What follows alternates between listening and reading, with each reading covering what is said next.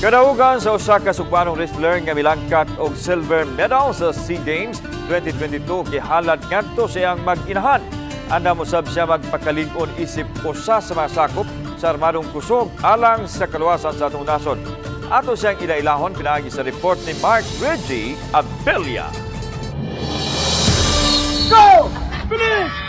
Tanang amahan, buhato ng tanan, aron lang mahatagan og hayag nga kaugmaon ang ilang mga anak. Sama na lang sa sakripisyo nga gibuhat nining usa ka amahang atleta og sundao nga si Ronel Tubog, 29 anyos, lumad nga taga Olango Island, Dakbayan sa Lapu-Lapu. Sama ni Lapu-Lapu, aduna siya susamang kusog ug kaisog, ilabi na sa natad sa wrestling, din pipila na ka mga wrestler sa ubang nasod ang iyang gipatumba.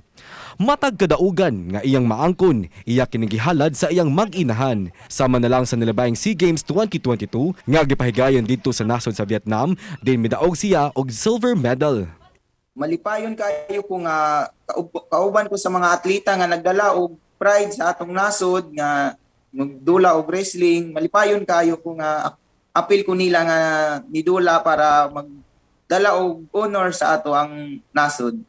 Human mihatag og dungog og garbo alang sa atong nasod, mobalik na usab siya pagserbisyo isip usa ka sundao. Risgo man ang iyang trabaho, apan paagi niya kini aron isiguro nga luwas ang atong nasod, ilabi na ang iyang mag-inahan. Busa sa tanang amahan og nagpakamahan sa ilang mga anak, saludo kami kaninyo mga kapuso. Og tugoti kami sa pag-ingon, Advance Happy Father's Day. Kauban si Clans Kabutin, ako si Mark Reggie Abella. Balitang Bisdak.